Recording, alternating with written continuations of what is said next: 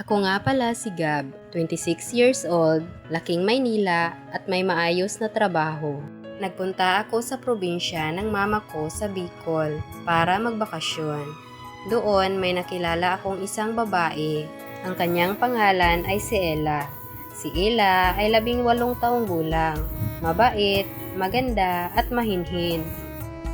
Kahit nakakilala ko pa lang sa kanya, ay niligawan ko na siya agad at after ng 1 linggo ay sinagot din naman niya ako. Bala ko na sanang bumalik ng Maynila dahil 1 buwan lang ang bakasyon ko sa Bicol at gusto kong isama si Ella at ipakilala sa mga magulang ko. Hindi din ako sigurado kung papayag ba siya o hindi dahil wala naman siyang sinabi.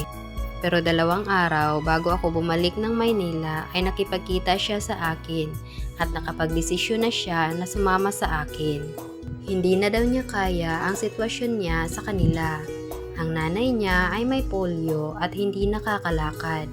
At ang stepfather niya ay nananakit at pinagsasamantalahan siya. Kaya 2 buwan na pala siyang buntis at ang gusto niya ay itakas ko sila ng kanyang nanay.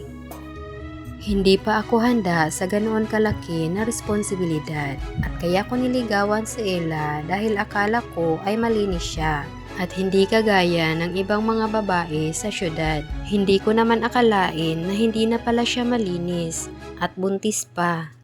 Kinabukasan ay bumalik na rin ako ng Maynila. Hindi ko na inantay ang 2 araw. Hindi ko po kayang isama si Ella at ang nanay niya sa Maynila.